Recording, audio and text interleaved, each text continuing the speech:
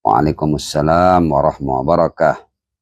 Temanya ribut nasab jebakan setan. Jadi lanjutan dari live yang sebelumnya ya. Tapi nanti insya Allah akan ada rangkuman dari yang pertama.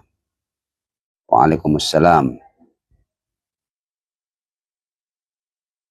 Waalaikumsalam warahmatullahi wabarakatuh.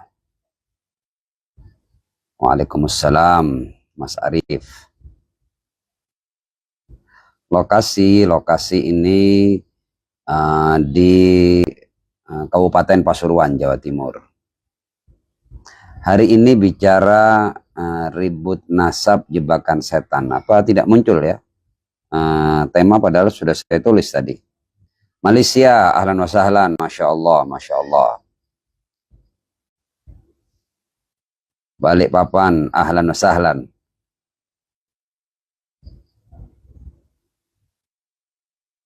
Oh iya, ini Swayuwo ini. Swayuwo kan Kabupaten Pasuruan. Di Bogor ya banyak insya Allah. Nanti bisa lewat DM ya. Nanti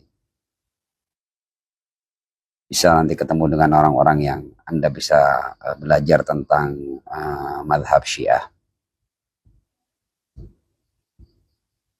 Malang, ahlan wa sahlan. Mat Arif, Jakarta Utara, ya salam kenal juga.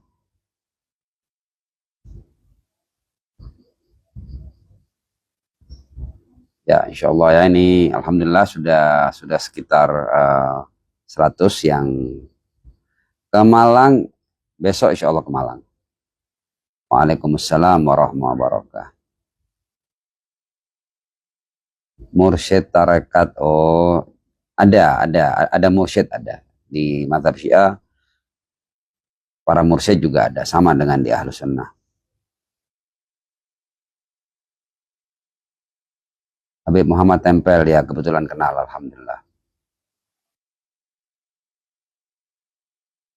Iya, semua kita awam di Syiah ya. Sama-sama belajar semua. No problem, it's okay. Ya, insya Allah sebentar lagi kita akan mulai ya. Tema kita adalah ribut nasab jebakan setan. Sudah ada live yang pertama dan ini adalah bagian yang kedua. Tapi nanti insya Allah kita kita akan sampaikan ya poin-poin yang sudah kita bahas di bagian pertama. Masya Allah, Ustaz Abdullah, Masya Allah. Waalaikumsalam. Oke, nanti bisa dipelajari ilmu fikih Syiah itu.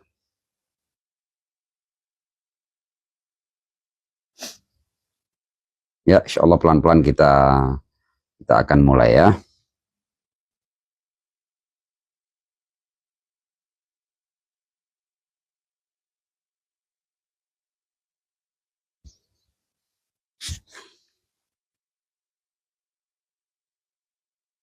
Masya Allah, Masya Allah. Hiu ya. Pernah saya sampaikan bahwa binatang air dalam fikih Syiah itu semuanya haram, supaya mudah ya. Semua binatang air dalam fikih Syiah haram kecuali ikan yang bersisik. Jadi kalau ada binatang air yang bukan ikan sudah pasti haram dalam fikih Syiah. Ikan pun tidak semua ikan yang bersisik. Nah, hiu itu saya tidak tahu persis apakah dia bersisik atau tidak. Kalau dia bersisik ya, dan yang tahu bersisik atau enggak kan bukan mujtahid ya, bukan ahli fikih ya, tapi orang yang tahu tentang ikan hiu. Kalau terbukti bahwa ikan hiu itu punya sisik, maka dia masuk dalam kategori yang halal, ikan yang bersisik. Dan udang. Jadi binatang air itu hanya ikan bersisik dan udang yang halal. Ya, jadi intinya kalau memang hiu bersisik, yang pasti dia ikan dan bersisik berarti halal. Nah, makanya itu kan saya sendiri juga tidak terlalu paham tentang hiu dan tuna apakah bersisik atau tidak. Jadi Saya hanya menukil hukum dalam fikih Ja'fari saja. Adapun mengenai bersisik atau tidaknya, silakan ditanya kepada orang yang mengerti ikan itu.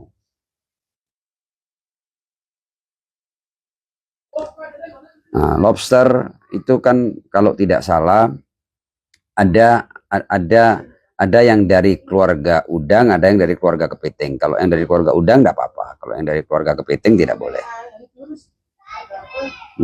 Ikan lele sepertinya tidak bersisik ya, jadi tidak boleh.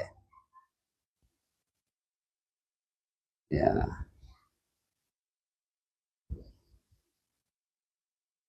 makan makanan mengandung saus tiram. Ya, ya. Ketika tiramnya tidak halal, maka yang bercampur dengan tiram juga tidak halal. Oh ya, kebanyakan sada di Indonesia ini dari jalur Imam Hussein ya.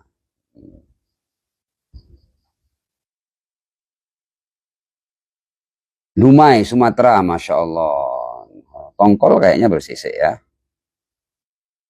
Waalaikumsalam warahmatullahi wabarakatuh. Oke, nanti Hadromut ya. Hadromut ya. Jadi kalau nenek moyang saya dari Yaman ya, dari Hadromut ya. Tapi kebetulan saya sudah 4 generasi di Indonesia ya, dan belum pernah ke Hadromut. Mudah-mudahan suatu saat nanti diberi taufik untuk bisa safari ke Hadromut, insya Allah. Waalaikumsalam warahmatullahi wabarakatuh. Oke, kita mulai ya sudah ya, insya Allah supaya waktu bisa efektif ya, dan kita berbicara sesuai tema, maka kita akan mulai. Oke, Bismillahirrahmanirrahim. Alhamdulillahirabbil alamin. Allahumma shalli ala Muhammad wa ali Muhammad. Teman-teman sekalian ya, para pemirsa yang menyaksikan melalui live TikTok pada malam hari ini, tema kita pada malam hari ini adalah ribut nasab jebakan setan. Di pertemuan pertama ya, karena memang ini pembahasan yang sangat fundamental ya, dan penting untuk untuk dipahami bersama-sama sebagai bahan kajian kita bersama. Ya, khususnya kita yang berada dalam naungan risalah suci yang dibawa oleh Ar-Rasul Muhammad Shallallahu Alaihi Wasallam dalam agama Islam ya. Karena terus terang saja bahwa ribut nasab ini berefek ya pada ukhuwah dan persatuan di antara umat Islam, dan kita semua sadar bahwa setiap hal yang mencerai-beraikan umat Muhammad itu pastilah akan membuat Kanjeng Nabi itu bersedih ya. Apalagi yang diributkan hal-hal yang tidak fundamental. Jadi nasab itu dalam apakah seseorang nanti mendapatkan ridho Allah atau tidak ya. Jadi kan sebenarnya masalah hamba itu yang paling esensial dan paling fundamental adalah hubungannya dengan Tuhan ya. Apakah dia akan diridhoi oleh Tuhannya atau tidak. Dan Tuhan sama sekali tidak pernah mengaitkan ya apakah seorang hamba itu diridhoi atau tidak dengan nasab. Jadi sesuatu yang tidak fundamental dalam perjalanan kehidupan manusia, apalagi perjalanan yang paling penting ya, maka seharusnya tidak menjadi bahan yang membuat kita tercerai-berai dan kemudian kita berselisih ya, saling olok, saling caci, saling merendahkan, saling meremehkan, kemudian bermunculan darinya fitnah dan lain sebagainya. Oke lah, saya minta antum semua untuk mengikuti pembahasan ini karena ini sangat-sangat penting. Ya, jadi saya pointing ya apa yang sudah kita bahas di bagian awal ya, supaya nyambung ya. Jadi di bagian awal saya mengatakan bahwa setidaknya dalam kehidupan ini ada 3 jenis makhluk ya, ada malaikat, ada jin, dan ada manusia. Ya, kita berbicara tentang makhluk-makhluk utama ini ya. Ada para malaikat, ada jin, dan ada manusia. Dan kita sudah jelaskan malaikat makhluk seperti apa, jin dan manusia juga seperti apa. Tapi makhluk yang mendapat taklif ya, yang mendapat yang sebagai mukallaf ya, yang nanti akan dimintai pertanggungjawaban, ada hisab untuk mereka, itu adalah dari bangsa jin dan manusia. Jadi bangsa jin dan bangsa manusia ini oleh Allah diberi taklif, diberi sekian perintah dan larangan ya, dan kemudian siapa yang lulus ya dalam menjalankan perintah dan larangan itu, maka dia akan mendapat ridho Allah Subhanahu wa taala ya. Dan jin dan manusia termasuk kita, termasuk makhluk yang mendapatkan taklif ya. Poin berikutnya adalah bahwa setiap kita ini, setiap manusia ya, karena kita manusia, kita bicara manusia. Biarlah jin dibicarakan oleh para jin di antara mereka ya. Kita bicara manusia. Nah, manusia ini, setiap kita ini special edition. Jadi Allah betul-betul menciptakan setiap kita itu dengan kesungguhan. Artinya Allah memang menghendaki setiap manusia ada. Karena itu wajah kita ini tidak ada satupun dari manusia yang sama dengan kita. Ya, orang yang kembar identik sekalipun ada perbedaannya. Bahkan suara kita itu berbeda dengan suara yang lainnya. Ya. Kemudian guratan-guratan dalam ibu jadi kita itu juga berbeda. Ini menunjukkan bahwa masing-masing kita itu special edition. Jadi kita ini ciptaan yang spesial. Setiap kita, tidak peduli ya dari suku apa, dari bangsa apa, dari etnis apa, Arab, non Arab ya. Kalau kita mau bagi umat manusia kepada al-Arab wal Ajam, Arab dan Ajam, itu setiap dari orang Arab dan setiap dari orang Ajam itu special edition. Dan semua dimuliakan oleh Allah. Walaqad karramna bani Adam. Ya, di seluruh anak Adam ini dimuliakan. Tinggal kita yang mendapatkan kemuliaan dari Allah ini, apakah kita mau menjunjung tinggi kemuliaan yang Allah berikan kepada kita, atau kita mau menyia-nyiakan kemuliaan diri kita sebagai manusia. Jadi poin berikutnya adalah bahwa setiap manusia itu special edition. Ya. Bukan hanya special edition, tapi setiap kita ini. Jadi kalau kita berbicara, kalau orang yang senang bahas ini dia dari unsur apa ya, dari suku apa, dari etnis apa, saya akan bawakan sesuatu yang lebih fundamental daripada urusan etnis dan suku ataupun bangsa. Bahwa setiap manusia itu mendapatkan nafkhah ilahiyah, mendapatkan tiupan ruh ilahi. Jadi kalau kita berbicara tentang materi wujud kita ini, itu setiap kita itu dapat nafkhah ilahiyah ya. Baca saja surat As-Sajdah ayat 9. Tsumma sawwahu, hunya ini manusia, wa nafakha fihi min ruhih. Jadi setiap kita ini membawa ruh ilahi. Ya. Jadi hati-hati Anda berhubungan dengan manusia siapapun, mereka membawa nafkhah ilahiyah. Anda kalau menzaliminya kepada penciptanya, Anda menyia-nyiakannya, Anda menfitnahnya, mencibirnya, melecehkannya, Anda sedang melecehkan makhluk yang membawa nafkhah ilahiyah. Hati-hati. Kita semua harus hati-hati. Ya, kita sesama manusia harus hati-hati di antara kita. Karena salah kita dalam memperlakukan manusia yang masing-masingnya membawa nafkhah ilahiyah, kita akan bertanggung jawab kepada Allah Subhanahu wa taala. Dan kalau kita berbicara dari sisi Islam dan dari sisi Ar-Rasul Muhammad bin Abdullah sallallahu alaihi wa alihi, ya, sebagian besar umat Islam ini sepakat bahwa ciptaan pertama adalah Nur Muhammad sallallahu alaihi wa alihi. Dan berarti semua yang ada ini itu pecahan daripada Nur Muhammad ya.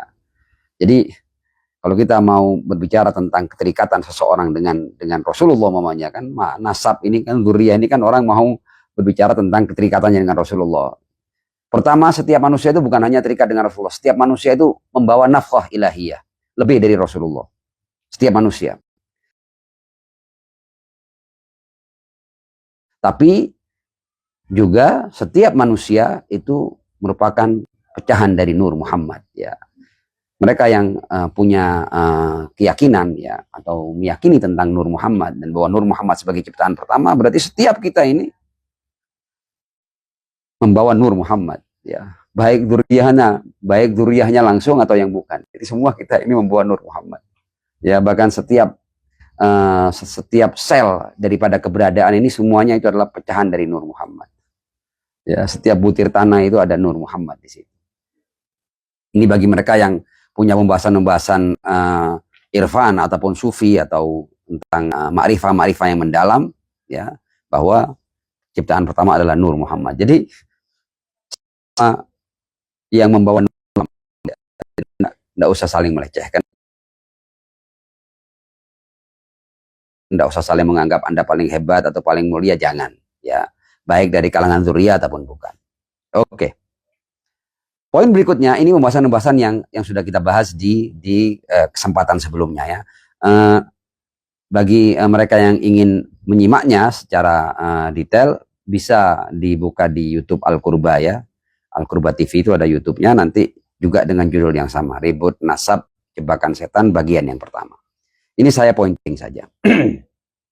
Nah, kemudian, ya, di antara dua makhluk, jin dan manusia ini, itu ada awal konflik. Jadi awal konflik itu adalah ketika bangsa jin tidak mau menjalankan perintah sujud kepada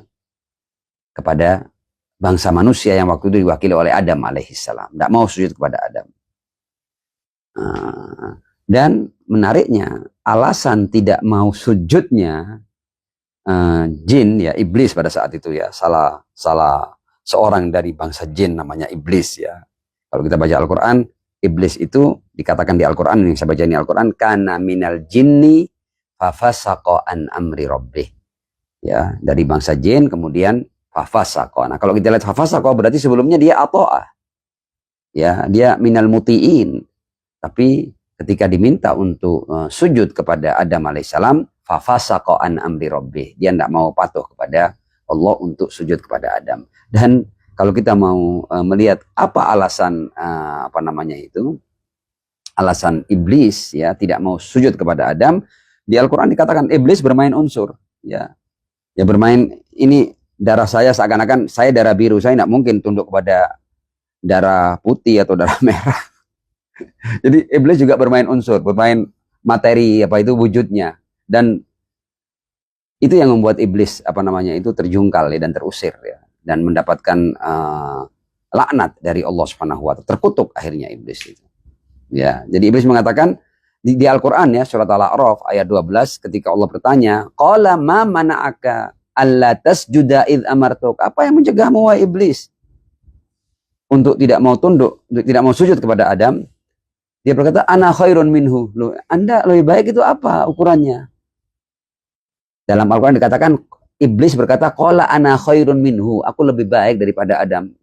Apa ukurannya? Apa bukti bahwa kamu lebih baik daripada Adam? Kan hal-hal yang sama sekali pernah dijadikan oleh Allah sebagai ukuran kebaikan dan keburukan. Berkata, khalaqtani min nar wa khalaqtahu min tin. Engkau ciptakan aku dari api dan dia dari tanah. Loh, terus apakah kalau kamu dari api berarti kamu lebih baik? Atau kalau Adam dari tanah dia pasti lebih buruk? Tidak ada kaitannya. Ya, baik dan buruk di mataku, kata Allah, adalah ketika apakah engkau sebagai hamba menjalankan taklif dari aku atau tidak. Orang yang paling menjalankan taklif dari aku, tidak peduli dia bangsa jin atau bangsa manusia, dialah yang paling mulia di sisiku. Kalau kita pakai bahasa Al-Quran, inna akramakum indallahi atqakum.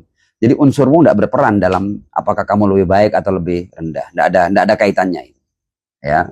Karena kamu tidak ngeluarkan usaha apapun ketika kamu aku ciptakan dari api atau aku ciptakan Adam dari tin, ya. Tapi iblis bermain materi, ya. Ana khairun minhu khalaqtani min nar wa khalaqtahu min tin, ya. Dan sekarang kesian juga ini orang-orang yang ribut-ribut ini menciptakan berbagai macam permusuhan, dia bermain materi, persis permainannya iblis ini. Ya, oke, kita lanjut. Kemudian, nah, kenapa judulnya Ribut Nasab Jebakan Setan? Karena memang ketika akhirnya iblis yang dari bangsa jin ini, mohon maaf, mendapatkan murka Allah ketika tidak patuh dan tidak mau sujud kepada Adam alaihissalam, dia kemudian bersumpah dengan nama Allah. Dia mengatakan bahwa aku akan buktikan bahwa sebagaimana aku mendapat murkamu, aku juga akan melakukan hal-hal sehingga semua manusia dapat murkamu, ya Allah. Ya, ada di Al-Quran ini. Di antaranya di surat Shad ya ayat 82. Qala fabi izzatika la ughwiyannahum ajma'in. Ya. Sebagaimana engkau ya Allah ya menjadikan aku sebagai orang-orang yang minal ghawin karena tidak mau sujud kepada Adam, aku juga akan jadikan Adam dan seluruh anak cucu Adam itu juga sama seperti aku. Ya, sehingga ketika aku tidak mau sujud ini, ya aku bisa buktikan bahwa mereka juga bakal seperti aku, dapat murkamu juga ya Allah. Qala fabi izzatika la ughwiyannahum ajma'in. Ini Shad 82. Di surat Al-Hijr ayat 39 kata iblis ya, qala rabbi bima aghwaytani la uzayyinanna lahum fil ard wa la ughwiyannahum ajma'in. Ya. Tidak mungkin semua ayat saya baca, tapi intinya bahwa iblis itu punya agenda seperti ini. Jadi kita harus paham bahwa kita manusia ini, kita menjadi sasaran iblis dan bala tentaranya tentunya. Ya, jadi kita harus sadar bahwa kita, nah nanti kita lihat kira-kira apa agenda iblis untuk Bani Adam ini apa. Kita akan tahu di Al-Quran. Dan nanti Anda akan yakin bahwa ketika saya beri judul ribut nasab jebakan setan, Anda akan yakin bahwa ternyata memang itu di Al-Quran Anda. Oke. Karena itu, ya, kalau kita lihat agenda iblis itu, agenda iblis terhadap umat manusia itu ada di surat Al-Maidah ayat 91. Dikatakan innama yuridu syaitanu ayyuqi'a bainakumul adawata wal baghdha. Ya. Ini Al-Qur'an yang ngomong ini. Al-Maidah ayat 91. Innama, pakai kata innama ya. Innama kita semua tahu kan itu adatul hasr, bahwa fokusnya iblis ini adalah apa? Untuk menciptakan permusuhan dan kebencian di antara umat manusia. Jadi siapapun di antara kita dengan alasan apapun, mau dengan alasan madhab, dengan alasan etnis, dengan alasan suku, dengan alasan habib non habib, dzurriyyah non dzurriyyah, ya kan?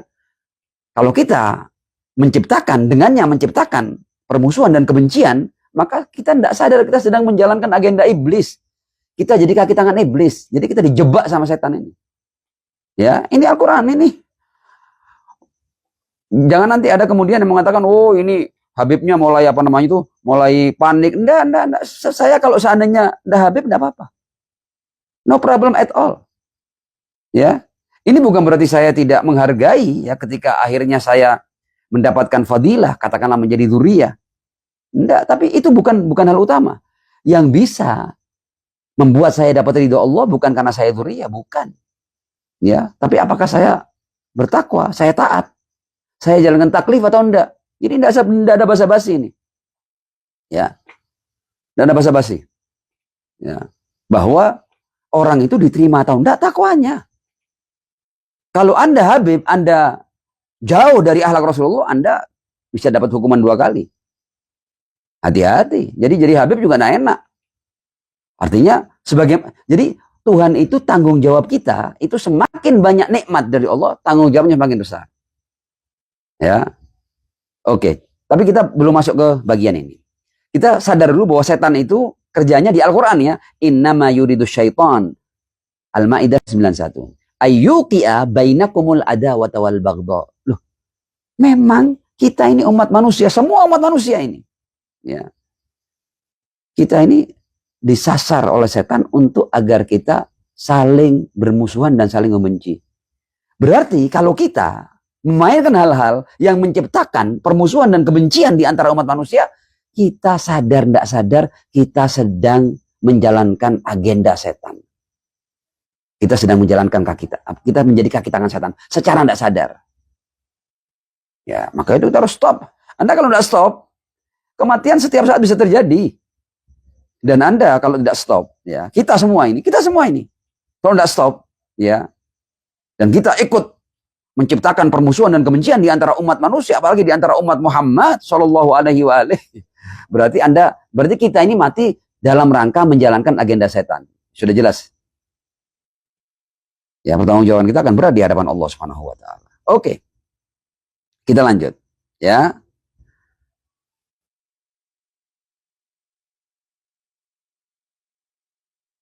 Adapun beda suku, beda etnis, beda bahasa, ya, beda apa namanya itu, beda warna kulit, ini memang dari Tuhan ini. Saya jadi Arab tidak pernah pesan. Sebagaimana kalian juga jadi Jawa, jadi Sunda, jadi orang Eropa, jadi orang bule, tidak pernah pesan mereka. Kita ini dicipta oleh Tuhan. Jadi Anda kemudian jangan pernah mengolok-olok orang hanya karena dia Arab, atau hanya karena dia Ajam, hanya karena dia Jawa, hanya karena dia Sunda, hanya karena dia Madura, hanya karena dia dari suku Quraisy, dari suku ini. Jangan, itu Tuhan yang menciptakan. Kita tidak ikut menciptakan diri kita sebagai apa. Ya, bahkan kita tidak milih. Kita sebagai manusia kita tidak milih. Tidak pernah ikut merencanakan ya. Ya, saya lahir dari siapapun saya tidak ikut merencanakan, dan setiap manusia seperti itu. Jadi Anda jangan pernah mengolok-olok manusia hanya karena dia etnisnya ini, sukunya ini, ya kan? Warna kulitnya ini, matanya seperti ini, bentuk rambutnya seperti itu. Jangan. Semua itu ciptaan Tuhan. Jadi kalau Anda kemudian mau memecah-mecah ya manusia ini dengan apa namanya itu dengan hal-hal yang tidak fundamental, yang bukan kreasi dia, ya. Bukan tanggung jawab dia, ya Anda sedang salah jalan dan Anda akan bertanggung jawab di hadapan Allah Subhanahu wa taala. Oke. Saya bacakan ayatnya, Ar-Rum ayat 22, wa min ayatihi khalqus samawati wal ardi wa ikhtilafu alsinatikum. Jadi kita ini beda-beda bahasa Tuhan, yang ini merupakan tanda kebesaran Tuhan, ya. Wa alwanikum, dan warna kulit kalian. Inna fi dzalika laayatin lil alimin. Oke. Nah, kita kemudian ya masuk pada pembahasan bahwa memang di antara umat manusia ini, ada manusia ada manusia tertentu, ya, yang bahwa Allah itu maha sempurna, maha adil, maha bijaksana.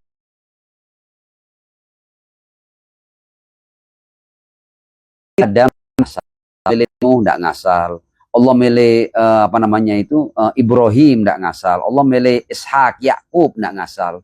Allah milih Rasul Muhammad bin Abdullah Shallallahu Alaihi Wasallam juga tidak ngasal. Tidak ada yang ngasal ini. Ya. Jadi memang di antara umat manusia ini ada manusia-manusia tertentu yang dipilih oleh Allah, dan ada di Al-Quran itu. Saya baca ayatnya ya. Ali Imran ayat 33. Innallaha astafa. Ya, Allah memilih. Memilih siapa? Adam,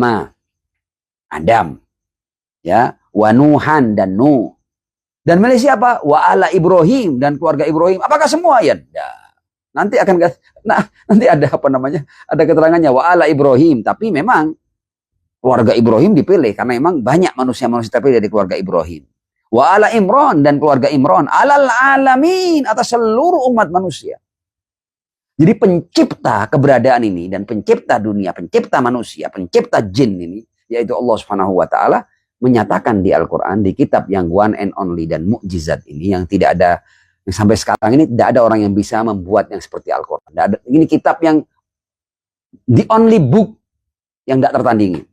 Ya, silakan ikuti video-video saya tentang I'jazul Quran yang tak terbantah. Di kitab ini dikatakan Allah memilih Adam, Nuh, keluarga Ibrahim, dan keluarga Imran atas seluruh penduduk alam ini. Dari sini kita bisa paham bahwa Allah memilih. Berarti pilihan Tuhan itu bijaksana, pilihan Tuhan itu berdasar. Pilihan Tuhan tidak ngasal. Tuhan maha adil, hakim. Ya. Tuhan tidak zalim. Tuhan tidak diskriminatif. Tidak ada itu. Berarti ketika Tuhan milih ini, ya memang ini layak dipilih. Adam layak dipilih sebagai khalifah pertama. Nanti kita akan lihat. Nuh juga layak dipilih. Ibrahim, keluarga Ibrahim layak dipilih. Keluarga Imran layak dipilih. Ayat lain. Walaqad arsalna Nuhan wa Ibrahima, dan telah kami utus Nuh ya dan Ibrahim, ya ini Al-Hadid 26. Wa ja'alna fi dzurriyyatihim an-nubuwwata, dan kami jadikan di dzurriyyahnya Nuh dan Ibrahim kenabian wal kitab. Jadi dari dzurriyyah Nuh dan Ibrahim itu ada kenabian dan ada orang-orang yang dapat wahyu. Apakah semuanya? Tentu tidak. Ada yang dipilih dari dzurriyyahnya Anda. Jadi kalau kita mau ngomong dzurriyyah, ya kita ini semuanya dzurriyyah Nabi. Sebenarnya kita dzurriyyah Nabi Adam yang malaikat semuanya sujud kepadanya itu. Ya. Tapi apakah menjadi dzurriyyah Nabi pasti baik? Nanti kita akan baca Al-Quran. Jadi jangankan dzurriyyah Nabi, kita ini setiap kita membawa nafkah ilahi, membawa tiupan ruh ilahi. Ya, itu tidak kemudian serta-merta kita pasti baik, enggak. Itu potensi yang Allah berikan kepada kita. Artinya Allah mencipta kita dengan nafkah ilahiyah ini seharusnya kita ini mengarah pada kebaikan. Tapi apakah kita kemudian tidak bisa berbuat kejahatan dan keburukan? Oh, keburukan terjadi di mana-mana kok. Bahkan malaikat itu ketika Allah menciptakan khalifah di muka bumi, menciptakan manusia itu sudah khawatir kan? Ataj'alu fiha, yang saya baca ini Al-Qur'an, may yufsidu fiha wa yasfikud dima. Dan yang melakukan kerusakan dan melakukan penumpahan darah, semua manusianya itu membawa nafkah ilahiyah. Fir'aun itu bawa nafkah ilahiyah. Ada tiupan ruh ilahinya juga. Tapi apakah tiupan ruh ilahi bisa mencegahnya untuk berbuat kezaliman? Ya tidak bisa. Apalagi cuma sekedar dia keturunan seorang nabi, ya tidak bisa. Ya. Jadi come on ya. Masa kita ini hal-hal sederhana yang kita tidak paham dan kemudian kita ribut, tidak ada pentingnya itu. Nanti saya akan sampai pada kesimpulan-kesimpulan yang penting. Oke. Ya, kita kembali ke Al-Hadid yang 26 tadi. Walaqad arsalna Nuhan wa Ibrahim wa ja'alna fi dzurriyyatihim an-nubuwwata. Jadi kita dengan yang dipilih oleh Tuhan kita tidak perlu ngiri. Pastilah Tuhan tuh yang dipilih tepat. Kalau kita tidak dipilih berarti kita tidak tepat. Nanti akan ada pembahasan yang penting nanti tentang kenapa kita tidak dipilih. Ya. Kemudian wa ja'alna fi dzurriyyatihim an-nubuwwata wal kitab faminhum muhtad. Dari dzurriyyahnya Nuh dan Ibrahim ada yang menerima petunjuk itu. Jadi kan dari dzurriyyahnya Nuh dan Ibrahim ada yang mendapatkan kenabian dan dapat wahyu, dapat kitab ya. Dan kemudian dari dzurriyyahnya ada yang ikut para nabi dan wahyu yang turun kepada para nabi itu. Faminhum muhtad. Dan ada yang mau menerima petunjuk itu, tapi wa katsirum minhum fasiqun. Dan banyak dari dzurriyyah Nuh dan Ibrahim ini yang fasik. Jadi sekedar jadi dzurriyyah itu tidak mencegah seseorang untuk menjadi fasik. Al-Quran ini yang ngomong. Nah terus, kenapa kita mesti sebut nasab? Ya. Wa ja'alna fi dzurriyyatihim an-nubuwwata wal kitab faminhum muhtad. Ya tinggal kalau Anda mau ikut petunjuk, Anda akan menerima petunjuk itu. Tapi wa katsirum minhum fasikun, kebanyakan dari mereka itu fasik. Ini dzurriyyahnya Nuh dan Ibrahim. Lanjut. Thumma ini Fatir ayat 32. Thumma awrathnal kitaba alladzina istafaina min ibadina. Yang mewarisi kitab itu orang yang dipilih oleh Allah. Jadi waris wahyu ini harus orang yang dipilih oleh Allah. Al-Qur'an yang ngomong ini. Thumma awrathnal kitaba alladzina istafaina min ibadina. Jadi tidak semuanya. Jadi min ibadina ada yang kami pilih. Tapi ibadina ini faminhum dzalimun li nafsi. Dari ibadina ini ada yang zalim kepada dirinya. Ya kalau kita berbuat kejahatan, ya kita sedang zalim kepada diri kita. Karena yang bertanggung jawab dari setiap kejahatan ya kita. Jadi Anda ketika berbuat kejahatan, Anda sama dengan menzalimi diri Anda sendiri. Kita, kalau kita berbuat kejahatan, dosa, kita sama dengan menzalimi diri sendiri. Faminhum wa min apa tadi? Mana ayatnya? Faminhum dzalimun li nafsi. Fatir 32 ya. Ada yang zalim kepada dirinya. Wa minhum muqtasid. Ada yang tengah-tengah. Ya kadang taat, kadang tidak taat. Ya. Kadang taat, kadang maksiat. Muqtasid ya. Tapi wa minhum sabiqum bil khairat. Ada orang-orang yang merupakan pionir kebaikan. Biiznillah. Dzalika huwal fadlul kabir. Ya, oke. Sekarang kita masuk pada pembahasan yang lebih penting lagi, yaitu kenapa kok kita tidak dipilih jadi nabi? Kenapa yang dipilih jadi nabi itu kok A, B, C, dan D, kok bukan kita? Kenapa? Boleh jadi orang akan bertanya, loh, kena ya enak ya kalau jadi nabi ya kan dapat petunjuk langsung dari Tuhan ya. Kadang-kadang kan kita akan dalam diri kita kan, dan karena itu kadang-kadang kita ini karena keangkuhan kita kadang-kadang iblis. Ya iblis itu kan tidak mau sujud kepada Adam kan, dia aba wastakbaro, dia tidak mau dan merasa dirinya lebih unggul. Nah kadang-kadang kita ini tidak mau patuh kepada sebuah ajaran, dengan ajaran Tuhan, tidak mau ikut nabi, itu diantaranya karena kita ngiblis. Ngiblis itu dia menganggap dirinya lebih unggul daripada yang lain. Ya.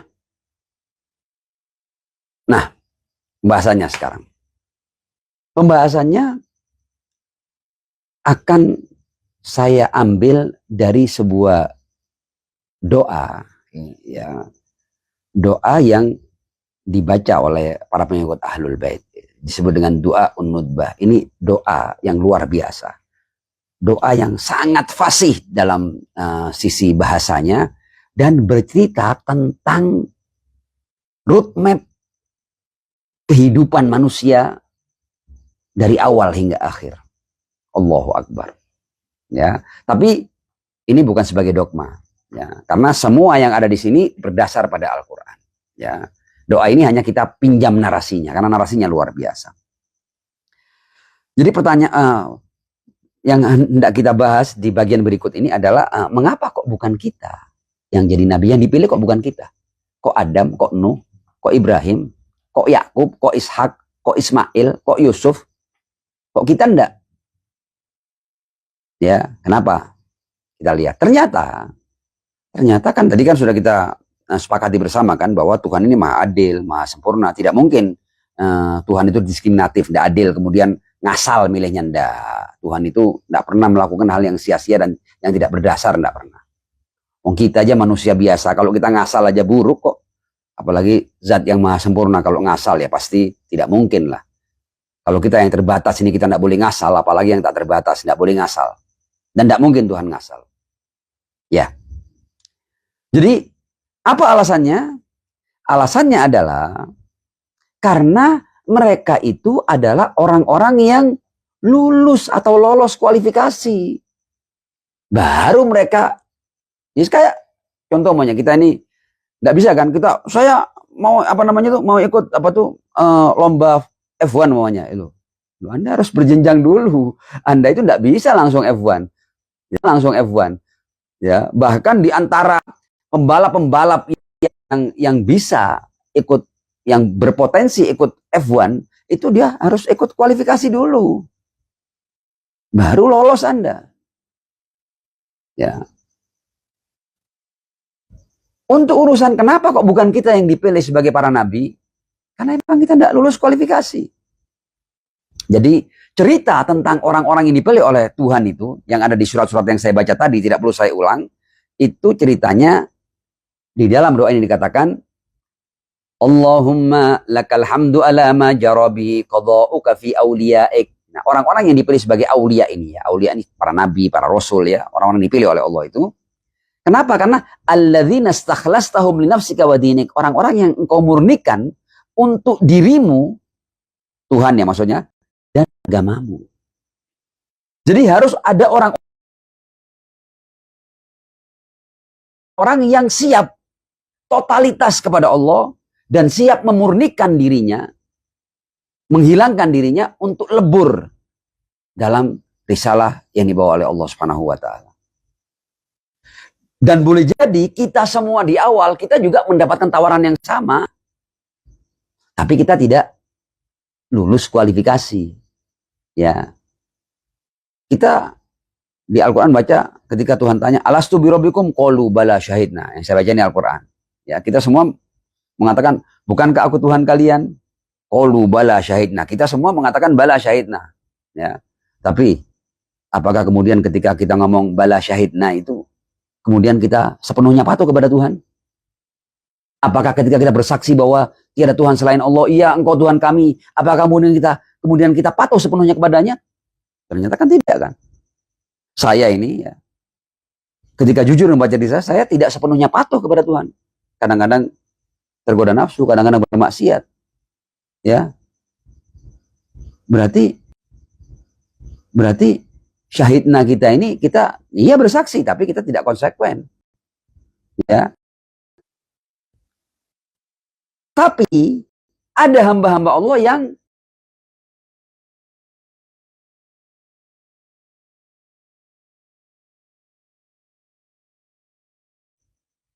dalam syahidnanya itu, ya, qalu bala syahidna, dalam bala syahidnanya ini yang mereka totalitas.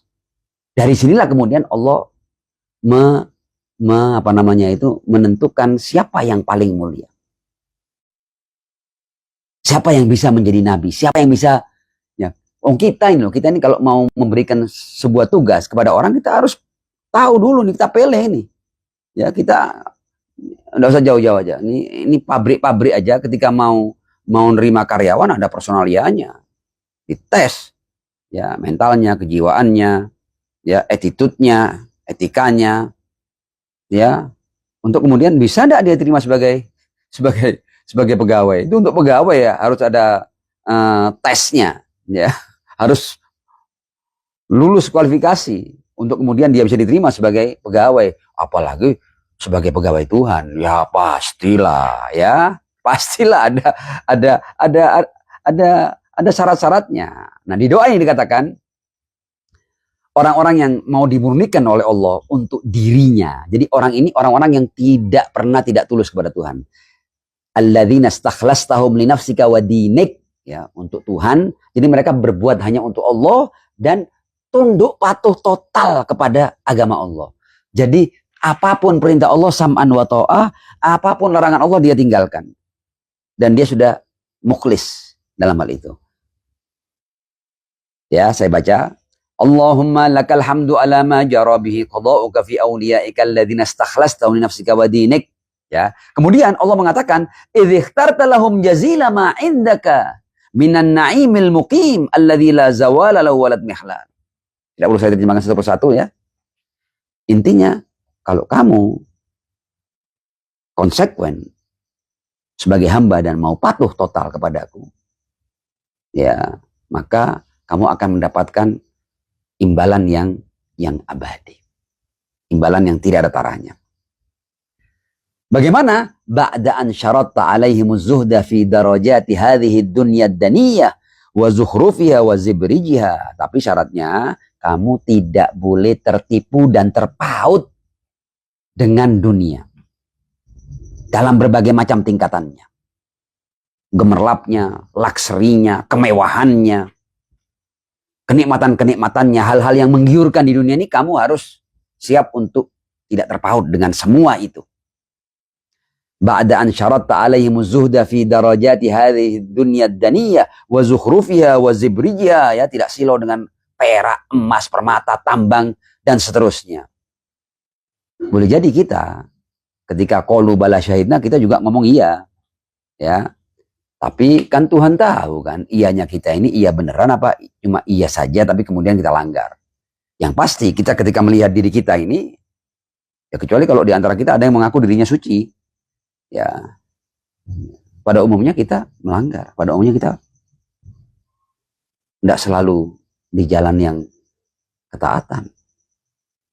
Kadang-kadang kita tergelincir, kadang-kadang kita khilaf, dan boleh jadi banyak khilafnya kita ini. Makanya kita tidak dipilih, ya. Tapi ada orang-orang yang ba'da an syaratta alaihimuz zuhda fi darajati hadhihi dunya ad-daniyah wa zukhrufiha wa zibrijiha fasyaratu lakadzalik. Boleh jadi kita di fasyaratu lakadzalik kita juga mau siap ya Allah, ya. Qalu bala syahidna. Tapi wa alimta minhumul wafa'a bih.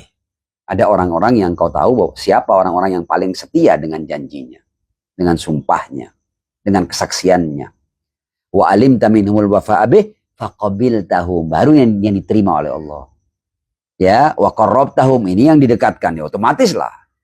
Kan inna akramakum innallahi atqakum. Kenapa mereka didekatkan? Kenapa mereka dibalik? Karena mereka yang paling patuh kepada Allah Subhanahu wa taala. Faqabiltahum wa qarrabtahum, dan baru ketika sudah mencapai prestasi itu, wa qaddamta lahumudz dzikral ali, engkau tinggikan namanya. Karena itu kan nama Adam tinggi, nama Nuh tinggi, nama Ibrahim tinggi, nama Musa tinggi, nama semua nabi tinggi. Wa qaddamta lahumudz dzikral, dan nama Ar-Rasul Muhammad bin Abdullah sallallahu alaihi wa alihi sangat tinggi karena dia yang terbaik, Sayyidul Anbiya wal Mursalin. Faqabiltahum wa qarrabtahum wa qaddamta lahumudz dzikral ali wath tsana'al jali, dan baru mereka dapat hak untuk para malaikat turun kepada mereka. Wa ahbatta alaihim malaikatak, ya. Iya, ada malaikat-malaikat yang turun untuk mereka. Nah, kenapa malaikat tidak turun karena kita tidak lulus kualifikasi kita? Tidak layak untuk malaikat turun kepada kita. Kita terlalu dekil dan terlalu kotor untuk malaikat turun kepada kita. Ya, wa ahbatta alaihim malaikatak wa karramtahum biwahyi. Dan kemudian mereka layak untuk mendapat kemuliaan wahyu darimu. Para malaikat sebagai pesuruh Allah membawa wahyu darimu untuk mereka. Ya, makanya tidak turun wahyu untuk kita, tidak lulus kualifikasi, dekil kita ini. Tidak bisa terkoneksi dengan malaikat, saking dekilnya kita ini. Tapi ada orang-orang yang lulus kualifikasi. Dan mereka punya kelayakan untuk malaikat turun kepada mereka dan wahyu turun kepada mereka. Warafattahum bi ilmik, loh tentulah. Karena akhirnya mereka ini diberi tugas oleh Allah untuk memberikan petunjuk kepada manusia, mereka dibekali oleh ilmu oleh Allah Subhanahu wa taala. Warafattahum bi ilmik wa ja'altahumudz dzari'ata ilaik. Yang kau jadikan mereka sebagai perantara, ya, wal wasilata ila ridwanik, antara engkau dan hamba-hambamu, agar hamba-hambamu melalui mereka ini mendapatkan petunjuk dan mendapatkan keridhaan. Menjadi perantara, ya. Hamba-hamba terbaik ini diberi tugas oleh Allah untuk menjadi perantara antara Allah dan hamba-hamba yang lainnya, agar hamba-hamba itu juga dengan petunjuk orang-orang yang luar biasa ini mendapatkan hidayah, ya, kemudian mau menjadi orang yang baik, mau menjadi orang yang taat. Kalau asalnya mereka itu mengotori dirinya dengan berbagai macam dosa, mau bertaubat, mau kembali, ya, lewat mereka ini, ya. Dan kalau kita mau jujur, fakta dan realitas sekarang ini yang mempertahankan umat manusia untuk mengarah kepada kebaikan, ya, ajaran para nabi ini. Karena itu nama Adam, nama Ibrahim di berbagai macam agama itu dikenal. Termasuk nama Musa, nama Nuh, dan yang lain-lain. Itu memang nama Isa alaihimussalam, dan apalagi nama Ar-Rasul Muhammad bin Abdullah sallallahu alaihi wa alaih. Sekarang ini memang menjadi influencer yang paling utama bagi umat manusia di dunia ini. Ya, agama-agama samawi ini. Ya, faktanya seperti itu. Baru kemudian cerita, faba'dun askantahu jannataka ila an akhrajtahu minha. Sebagian kau tempatkan di surgamu, ya. Adam alaihissalam. Wa ba'dun hamaltahu fi fulkik. Ada yang kau naikkan di bahteramu. Nuh alaihissalam maksudnya. Wa najjaitahu wa man amana ma'ahu minal halakati bi rahmatin, kau selamatkan dia. Ya, dan yang lain tenggelam akhirnya. Cerita Nuh alaihissalam. Wa ba'dun ittakhadtahu li nafsika khalila. Ada yang kau jadikan sebagai khalilmu, Khalilur Rahman, yaitu Ibrahim alaihissalam. Ya. Kemudian wa ba'dun kallamtahu min syajaratin taklima. Ada yang engkau ajak bicara, ya, tanpa kita perlu tahu proses bicaranya bagaimana, tapi ada Musa alaihissalam yang menjadi kalimullah. Wa ja'alta lahu min akhirit aw wazira, dan bagi Musa engkau jadikan saudaranya Harun alaihissalam sebagai wazirnya, sebagai penolongnya, sebagai penopangnya, sebagai pembantunya, pembelanya. Wa ba'dun auladtahu min ghairi ab, sebagian dari aulia itu engkau lahirkan tanpa ayah, maksudnya Isa alaihissalam. Wa ataitahul bayyinat wa ayyadtahu bi ruhil qudus wa kullun syara'ta lahu syari'ah wa nahajta lahu minhaja wa takhayyarta lahu awsiya. Ini juga penting ini, ya. Jadi setiap nabi itu juga ada wasi-wasinya, ya. Jadi para nabi itu ada orang-orang yang juga dipilih bersama para nabi itu yang menjadi penjaga ajaran setiap nabi. Jadi tidak bisa nabi meninggalkan kemudian ajarannya hilang. Tidak, ada orang-orang yang menjadi ausia para nabi itu. Karena itu setiap nabi ada wasinya.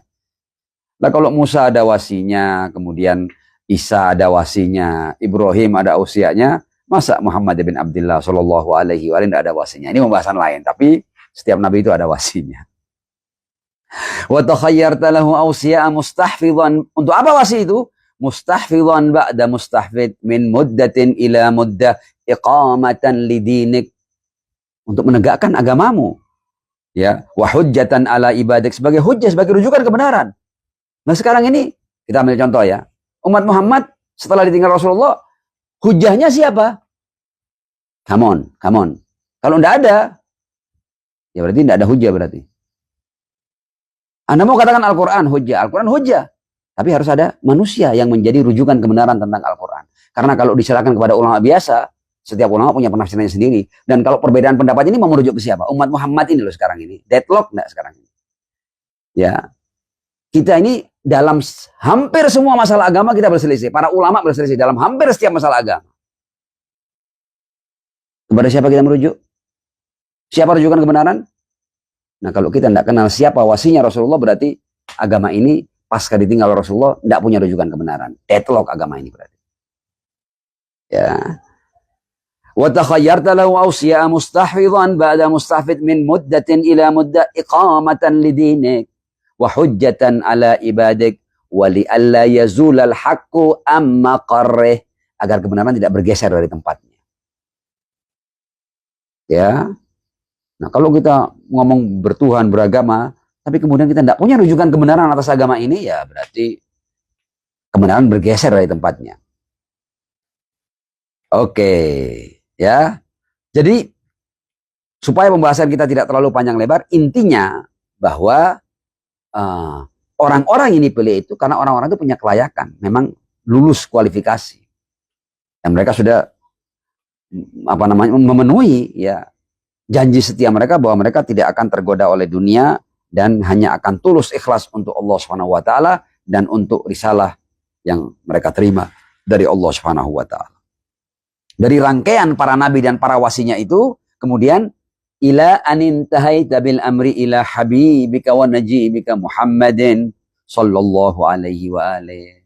Ya, puncaknya adalah Sayyidul Anbiya wal Mursalin dengan risalah yang sempurna, yang tidak akan ada risalah baru lagi yang menggantikan risalah ini dibawa oleh Muhammad bin Abdullah yang tersimpul dalam Al-Quran. Ya, oke. Nah, kemudian dari sini ya kita baca Ar-Ra'd ayat 7 ya. Wa yaqulul ladzina kafaru laula unzila alaihi ayatun min rabbi innama anta mundzir wa likulli qaumin had. Ya.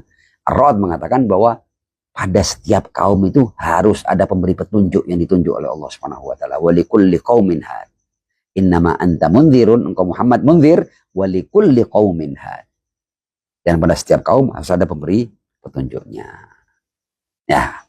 Jadi dari sini kita sudah sampai pada jawaban kenapa bukan kita yang dipilih. Memang kita tidak lulus kualifikasi, kita tidak konsekuen dengan qalu bala syahidna itu. Ya alastu birabbikum, kita masuk di alam zar itu qalu bala syahidna, tapi kita tidak konsekuen dengan syahidna itu.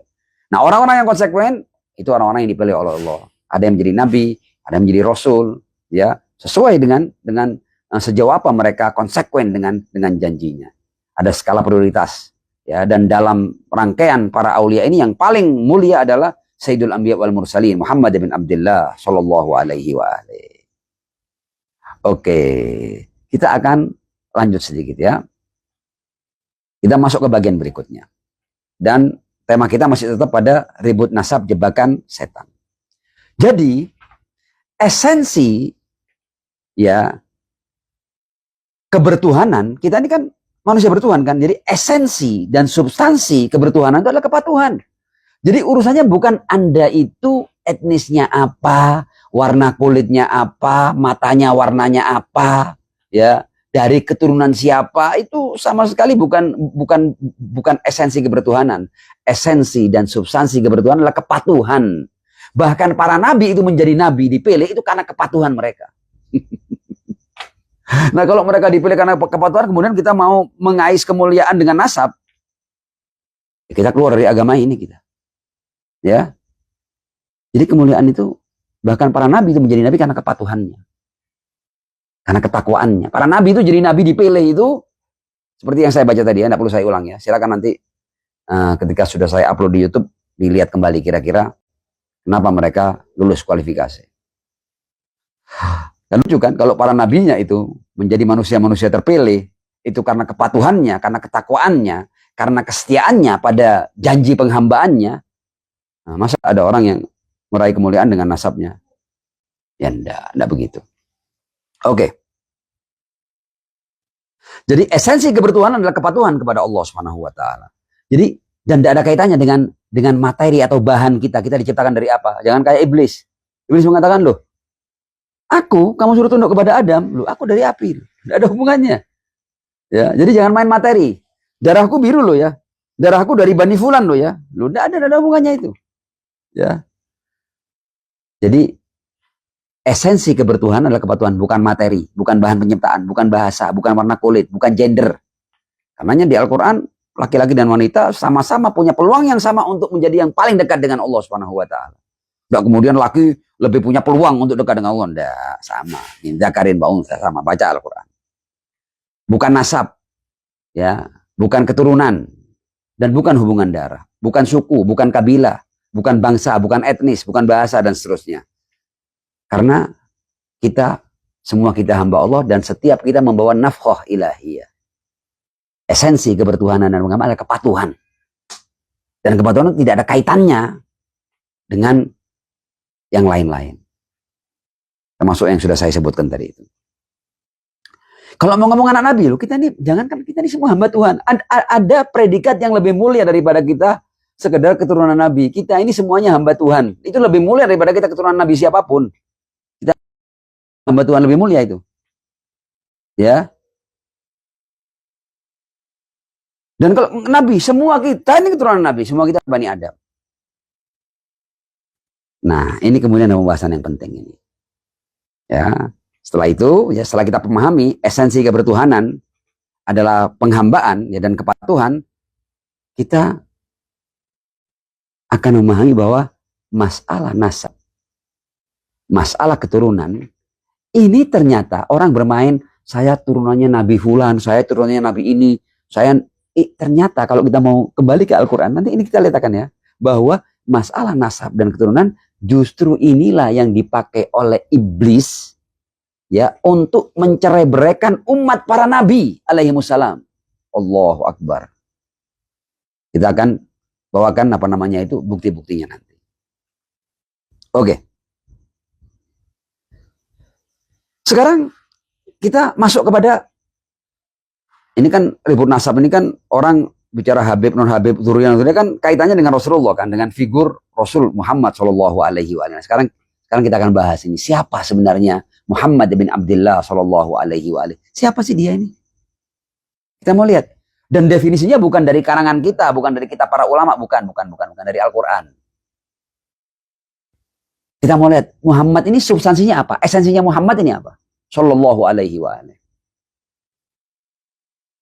Ya, Ar-Rasul Muhammad bin Abdullah ya, yang sudah disepakati bersama oleh umat Islam, dia adalah sebaik-baik manusia.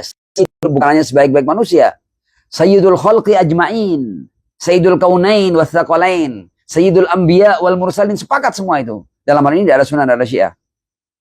Semua sepakat bahwa Ar-Rasul Muhammad bin Abdullah sebagai sebaik-baik manusia. Muttafaq alaih. Ittafaqna bi annahu Sayyidul Bashar, Sayyidul Khalq, Sayyidul Kaunain Wathaqalain, Sayyidul Anbiya wal Mursalin, ya, afdaluhum, akramuhum, atqan nas, akrabun nas ilallah, dan seterusnya. Sepakat semua kita nih. Oke. Nah, sekarang kita mau tanya, siapa sebenarnya Muhammad bin Abdullah sallallahu alaihi wa alihi ini? Kita lihat ya. Kita lihat definisi Al-Quran tentang Rasul Muhammad. Kita mau bicara esensi dan substansi Rasulullah. Kita baca satu ayat dulu. Wa ma Muhammadun. Tentang Muhammad dinafikan, Muhammad bukan apa-apa. Wa ma Muhammadun. Kecuali. Ya, ketika Al-Quran mengatakan wa ma Muhammadun illa, maka yang setelah illa ini akan menunjukkan siapa sebenarnya Rasulullah Shallallahu Alaihi Wasallam. Wa ma Muhammadun illa Rasul.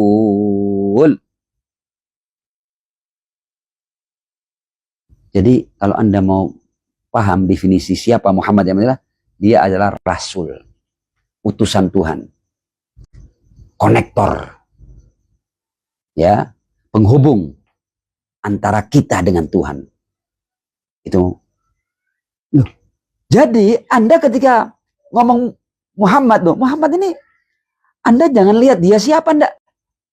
Esensi Muhammad ini adalah kerasulan. Jadi yang paling dekat dengan Muhammad adalah yang paling patuh dan taat kepada Muhammad sebagai Rasul, bukan yang lain-lain. Kalau Anda punya hubungan darah dengannya, tapi Anda tidak patuh dengannya, Anda berarti tidak sampai pada substansi dan hakikat Muhammad Shallallahu Alaihi Wasallam. Ya, ini Al-Quran loh ya. Wa ma Muhammadun illa Rasul. Jadi Anda kalau mau memahami siapa Muhammad, dia Rasul. Berarti Anda kalau mau berurusan dengan Muhammad, mau dekat dengan Muhammad, Anda harus mendekati lewat kerasulannya, bukan lain-lainnya. Karena ini yang esensial, ini yang substansial. Kemudian, qad khalat min qablihir rusul. Sebelumnya sudah ada rasul-rasul yang lain. Ayatnya menarik ini. Ini juga sedikit informasi bagi semua, bagi kita umat Islam. Ya, bahwa Allah mengkhawatirkan umat Muhammad. Bahkan Allah di sini memberikan kemungkinan bahwa mungkin dia terbunuh loh ya. Afa imata, apakah kalau dia wafat, mati, au kutilah, atau terbunuh. Jadi Allah Subhanahu wa taala membuka kemungkinan bahwa sangat mungkin Muhammad ini mati biasa atau terbunuh loh ya. Wa ma Muhammadun illa rasul qad khalat min qablihi rusul afa immata, apakah kalau dia mati au qutila atau terbunuh inqalabtum ala aqabikum, kalian berpaling darinya. Yang ngomong Tuhan loh ya. Jadi Tuhan memberikan kemungkinan bahwa sangat mungkin loh kalian berpaling dari Muhammad ini. Hati-hati loh ya.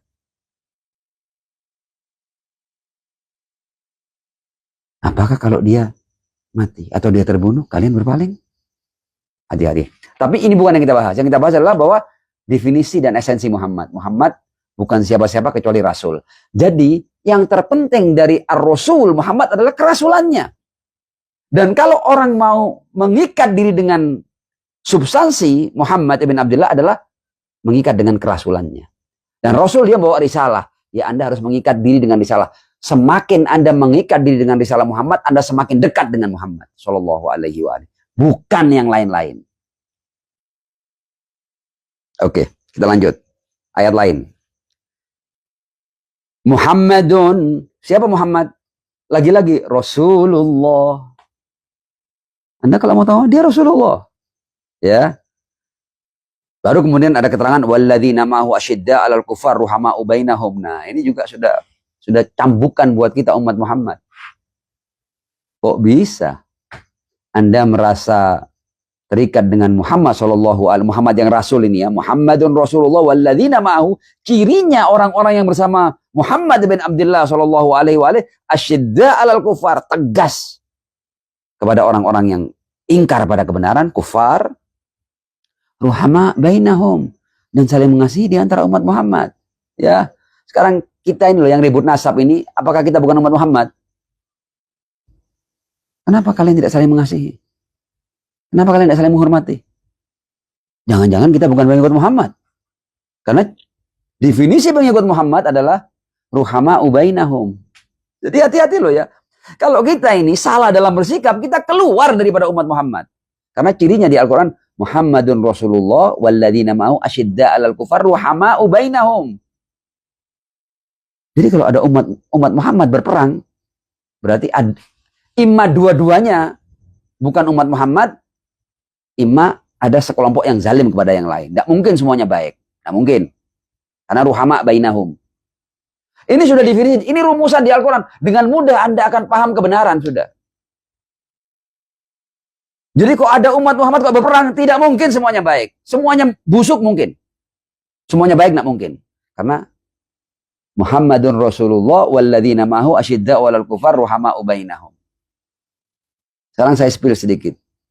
Pasca Rasulullah, orang-orang yang di generasi yang melihat Rasulullah berperang di antara mereka. Layak disebut ruhama bainahum, memperang kok. Nah kalau perang, ada dua kemungkinan.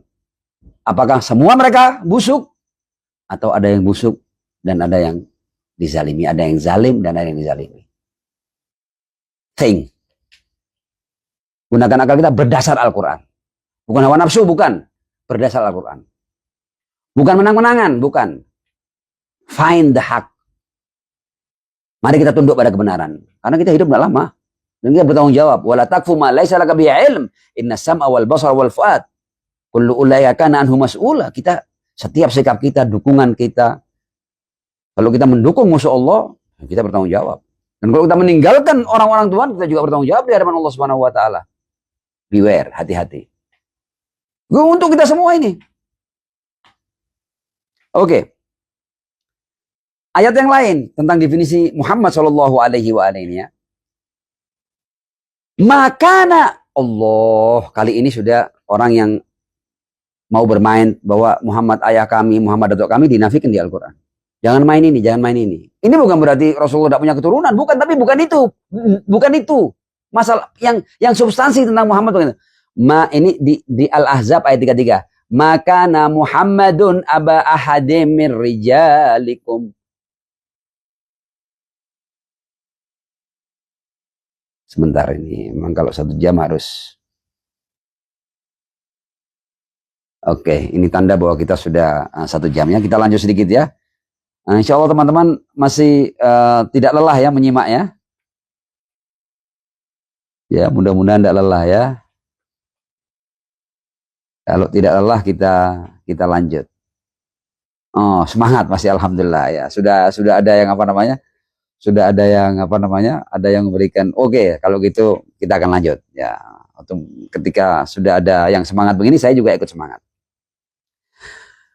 Al-Ahzab ayat 33. Makana Muhammadun aba ahadim min rijalikum. Dia bukan ayah siapa-siapa.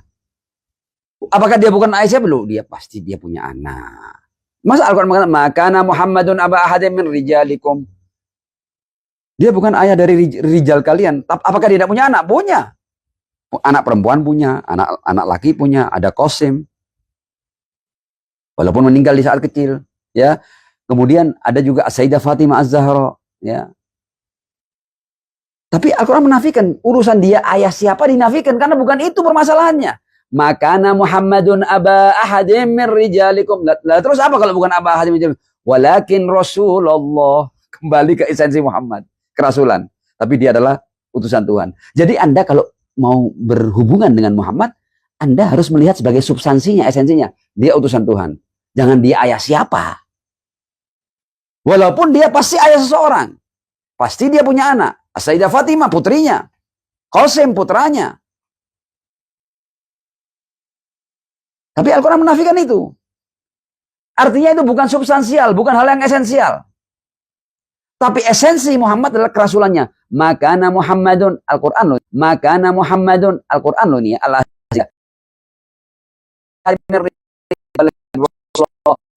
Zaman Nabi dan penutup rangkaian para nabi. Ya. Jadi dengan bermain nasab, ya, baik orang recehkan nasab atau orang yang mau terlalu bangga-banggaan dengan nasab atau orang yang ribut nasab atau orang yang sibuk untuk menafikan nasab orang lain. Loh, setiap orang yang dia apa namanya menyatakan dirinya nasab dari fulan dan fulan, dia bertanggung jawab kepada Allah Subhanahu wa taala. Anda enggak usah jadi playing God. Enggak usah. Nanti di akhir akan saya simpulkan, kenapa kok sampai ada orang berani ini hampir semua kita playing God. Kita memainkan peran Tuhan kita. Seakan-akan kita tahu semuanya. No. Apalagi kita bermain hal yang sama sekali tidak dilihat oleh Allah Subhanahu wa taala. Bukan yang substansial, bukan yang esensial. Bahkan Muhammad itu esensinya bukan dia ayah siapa. Esensinya adalah kerasulannya. Al-Quran yang ngomong ini. Oke, lanjut kita.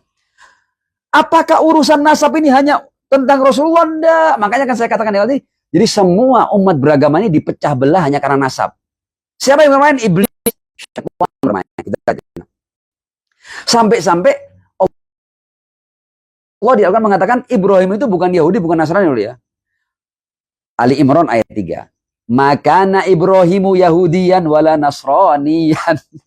Jadi Ibrahim pun ini diperebutkan oleh orang Nasrani, oleh orang Yahudi karena urusan nasab. Bukan urusan dia sebagai Rasulullah, sebagai utusan Tuhan. Ini aneh loh ya. Jadi permainan nasab, permainan kuno iblis. Dan kita mau main sekarang ya. Mohon maaf ya, saya izin untuk seruput kopi ini ya.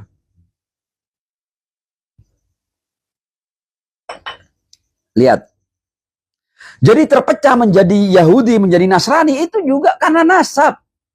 Sama-sama memperebutkan Ibrahim alaihissalam. Sampai kata Allah, makana. Ali Imran ayat 3 ya. Makana. Maaf, Ali Imran ayat 67, sorry. Makana. Surat ketiga ayat 67. Makana Ibrahimu Yahudiyan wala Nasraniyan. Makana Ibrahimu Yahudiyan wala Nasraniyan. Ibrahim bukan Yahudi. Nasrani. Orang Nasrani ini sama-sama berebut Ibrahim, sama-sama merasa memiliki yang paling berhak atas Ibrahim. Hanya karena urusan nasab. Maka na Ibrahimu Yahudian wala Nasranian, walakin kana hanifan muslima. Urusannya adalah ketika, jadi Ibrahim adalah orang yang paling taat dan pasrah kepada Tuhannya. Dan karenanya dia diutus sebagai Rasul. walakin kana hanifan muslima wa ma kana minal musyrikin. Ya. Jadi kalau kita bicara Yahudi dan Nasrani sekarang ini, makanya kan ini semua ini sampai sekarang ini sampai orang antara Yahudi dan umat Islam ini, jadi orang Yahudi itu juga menjadi bengis seperti ini karena dia menganggap bahwa nasabnya paling unggul. Jadi Zionis ini yang semua kita anti kepada Zionis ini, Anda kira karena apa? Karena apa mereka menjadi Zionis? Karena mereka menganggap mereka yang paling unggul, mereka yang paling dekat dengan Tuhan. Hanya karena nasabnya, hanya karena etnisnya, hanya karena keyahudiannya. Tentu ini bukan semua Yahudi, tapi tidak sedikit dari orang-orang Yahudi yang seperti itu. Ingat ya, judul saya ya, ribut nasab jebakan setan. Bahkan orang Yahudi itu mengizinkan dirinya untuk menindas yang lain, menganggap yang lain sebagai hamba-hamba kelas 10 di bawah mereka yang layak untuk mereka perlakukan seperti binatang, karena mereka terlalu bangga dengan nasabnya. Dan siapapun dari kita, kalau kita terlalu bangga dengan nasabnya, kita sedang ngezionis kita. Sedang bermain dengan permainan orang-orang Yahudi yang aneh itu. Tentu ini bukan semua orang Yahudi ya. Jadi ketika kita berbicara Yahudi, adalah Yahudi yang seperti itu. Karena tidak sedikit dari orang-orang Yahudi yang juga anti-Zionis. Juga ada ya, dari mereka yang anti-Zionis. Oke. Jadi, siapa Yahudi ini? Yahudi ya, Adba Ad-Diyana Al-Yahudiyah ya. Mereka adalah satu bangsa yang punya akar etnik dan historis serta agama yang khusus ya. Yang hadirun min Bani Israel ya. Ya, mereka ini adalah keturunan dari Bani Israel ya. Israel itu nama daripada Yakub alaihissalam, nama seorang nabi. Alladzina ya'uduna binasabihim ilan nabi Yakub ya. Yakub juga disebut dalam bahasa Ibrani mungkin disebut dengan Israel ya, Yakub ya. Oke. Nah, dan orang-orang Yahudi ini Tuhan yang satu dan syarat bel dan funa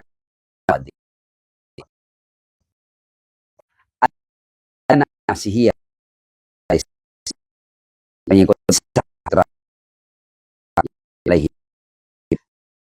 orang masih disebut karena mereka disebut Nasoro karena ternisbat kepada kota yang di Palestina itu ada namanya kota An-Nasirah ya, yaitu kota yang Isa alaihissalam lahir di sana. Oke. Dan penamaan Nasrani juga ada di Al-Quran. Dan mereka juga secara umum baik Yahudi maupun Nasrani ya, Al-Yahud dan Nasoro itu mereka punya satu nama yang sama yaitu Ahlul Kitab karena mereka sama-sama merujuk kepada kitab yang diwahyukan kepada Musa dan Isa, Taurat dan Injil. Ya. Jadi yang perlu kita catat tadi ini, bahkan orang Yahudi dan orang Nasrani sama-sama memperebutkan Ibrahim alaihissalam. Ya, nanti kita lihat ya. Urusannya nasab juga. Salah satu urusannya adalah nasab. Etnis, kesukuan dan lain sebagainya. Sekarang kita kembali ke Ibrahim alaihissalam di Al-Quran. Ya. Nabi Ibrahim itu pernah berdoa seperti ini. Wa idzibtala ini Al-Baqarah ayat 124. Wa idzibtala Ibrahim rabbuhu ya, ketika Ibrahim diuji oleh Allah SWT bi kalimatin fa'atammahun, ketika sudah lulus ujian Allah berkata qala inni ja'iluka linnasi imama. Yang saya baca di Al-Quran ya, aku jadikan engkau sebagai imam. Nabi Ibrahim ingin juga seluruh zuriyahnya juga jadi imam. Nabi Ibrahim kemudian berdoa. Berhak juga sih berdoa Nabi Ibrahim. Qala wa min dzurriyyati, ya Allah dari zuriyahku juga. Ya. Apakah kemudian zuriyah Ibrahim jadi imam semua? Tidak. Qala la yanalu ahdi dzalimin. Ya. Menjadi imam itu tidak bisa diraih oleh yang zalim. Jadi keturunan yang zalim wahai Ibrahim, tidak mungkin mereka jadi imam. Ya. Yang terpilih nanti yang bertakwa sangat mungkin akan menjadi nabi. Karena itu kan dari zuriat Ibrahim juga banyak yang jadi nabi, tapi tidak semuanya. Nanti kita lihat. Tapi tidak semuanya. Nanti kita lihat.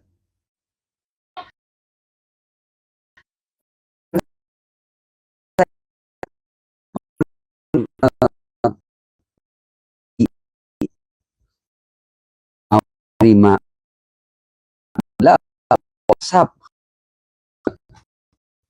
Ya, karena Rasulullah Ismail dari zuriat Ismail, sementara mereka dari zuriat Ishak dan Yakub. Nggak mau mereka, Bani Yakub nggak mau nerima Bani Ismail, nggak mau.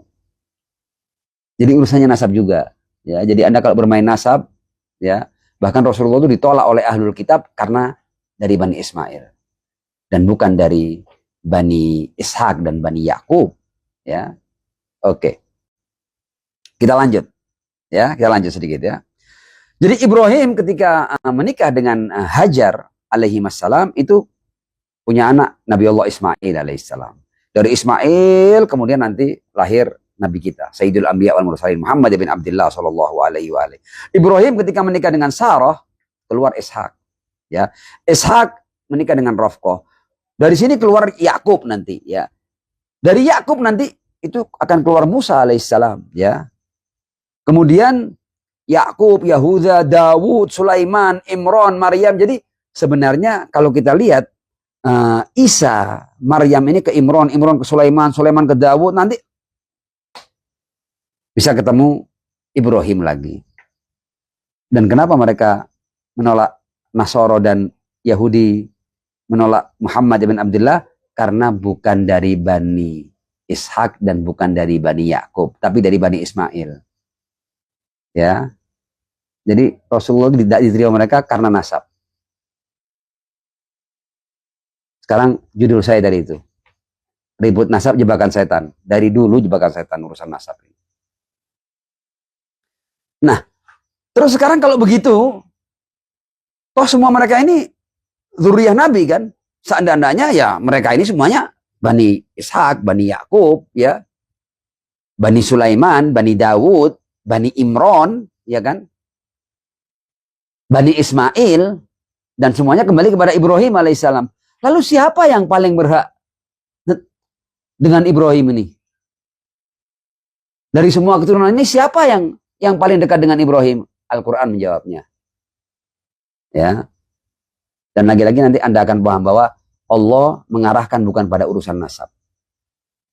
Saya baca ayat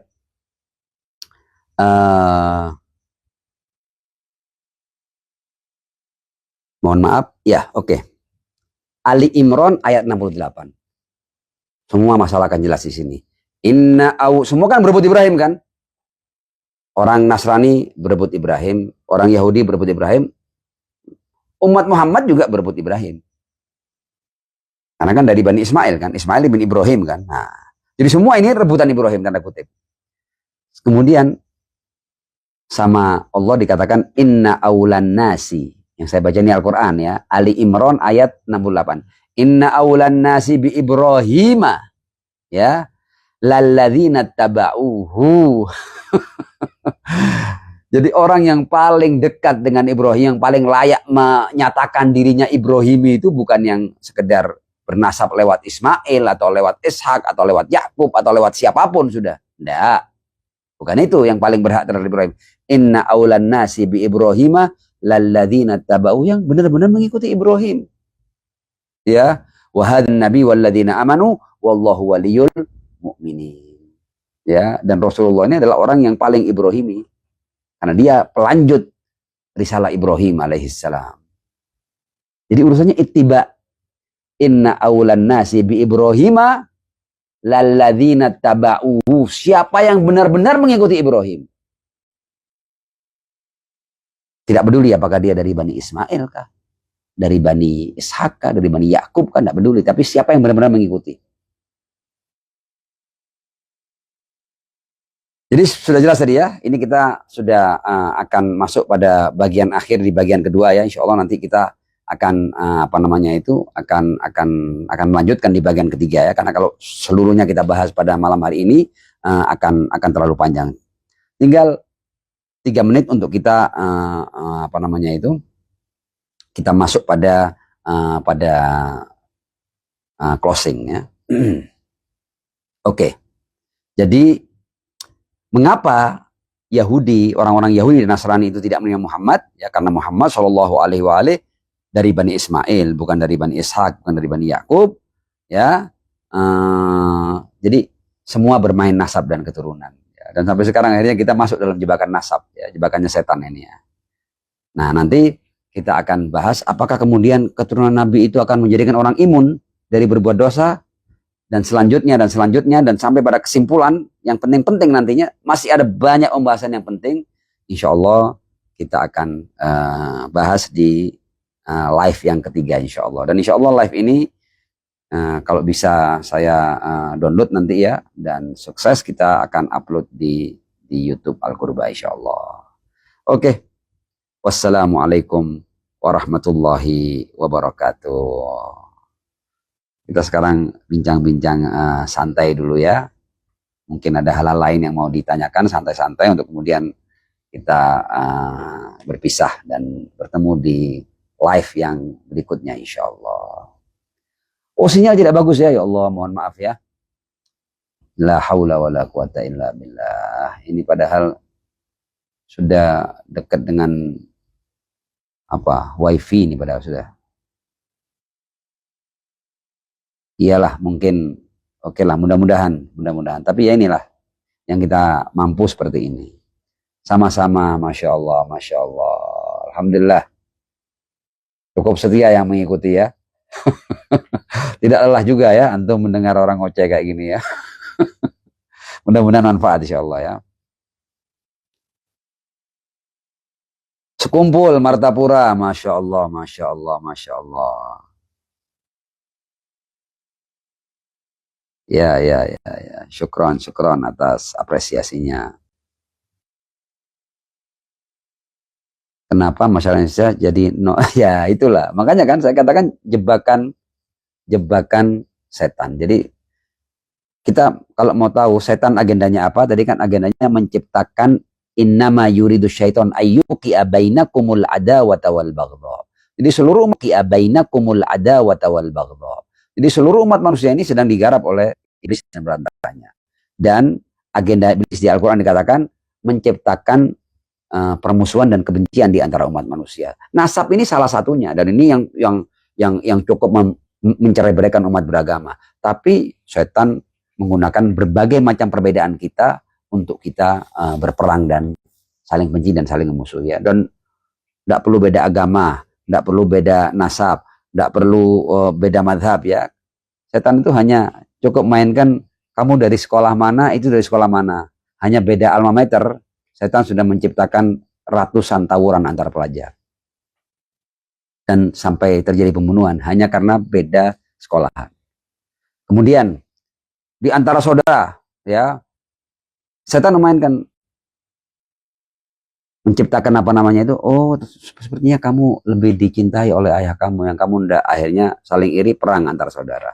Bahkan anak Nabi pun kena godaan setan. Ini.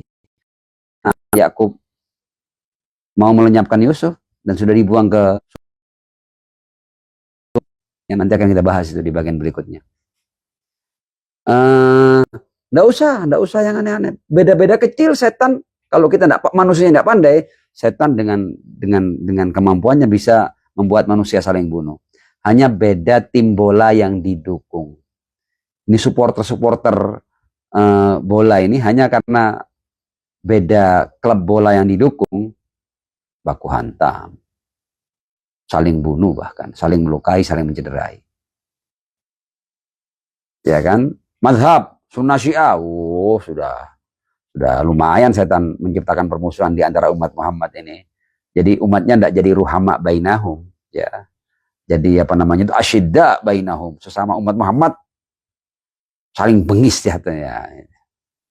Pandainya setan memainkan, sama-sama umat Muhammad, sama-sama baca Al-Quran, pengkerengan, ya, bahasa Jawa ini pengkerengan, geger terus, ya. Karena agenda setan apa? Ayyuqi'a bainakumul adawata wal baghdha. Ya. Ya, beda kampung. Oh, tawuran antar kampung terjadi. Boleh jadi mazhabnya sama, etnisnya sama, bahasanya sama, hanya kampungnya berbeda. Cukup untuk menciptakan ayyuqi'a bainakumul adawata wal baghdha. Ya, termasuk itu juga. Ya, makanya kan kita mau ngomong apa? Sejarah generasi yang pasca Rasul Shallallahu Alaihi Wasallam juga terlibat perang, ya berdarah lagi. Itu puluhan ribu korbannya itu perang Jamal, puluhan ribu korbannya itu perang Jamal, puluhan ribu perang Siffin, puluhan ribu. Ngomong padahal apa? Muhammadur Rasulullah walladzina ma'u asyidda 'alal kufar ruhama'u bainahum. Ya. Lah kalau ruhama' bainahum enggak mungkin ada perang di antara mereka. Lah kalau ada perang berarti tidak semuanya ma'a Rasul. Ada yang tidak bersama Rasul. Imma semuanya tidak bersama Rasul. Nah kalau kita mau katakan semuanya Rasul, habis ini. Tidak ada sahabat berarti. Jelek semuanya berarti. Ya pasti ada yang baik, ada yang enggak. Itu yang pilihan yang paling. Karena kalau kita ngomong semuanya jahat, habis. Tidak ada sahabat Rasul akhirnya. Oke, insya Allah cukup ya. Kita insya Allah berjumpa di live berikutnya. Terima kasih ya kepada yang setia ya mengikuti live pada malam hari ini. Insya Allah kita akan berjumpa pada live berikutnya, dan insya Allah nanti ketika ribut nasab jebakan setan bagian ketiga, insya Allah saya akan buat teasernya sehingga teman-teman bisa ikuti ya. Mohon maaf kepada semuanya. Terima kasih yang sudah mendukung dan mengikuti live ini dengan setia. Mudah-mudahan apa yang saya bahas ini menjadi bahan kajian, menjadi bahan pembahasan, dan insya Allah mengembalikan umat Muhammad itu ruhama bainahum. Ya, saling mengasihi, saling menghormati di antara mereka, apapun perbedaan yang ada pada umat Muhammad Shallallahu Alaihi Wasallam. Selamat malam. Wassalamualaikum warahmatullahi wabarakatuh. Sampai jumpa di live berikutnya. Syukron kepada semua.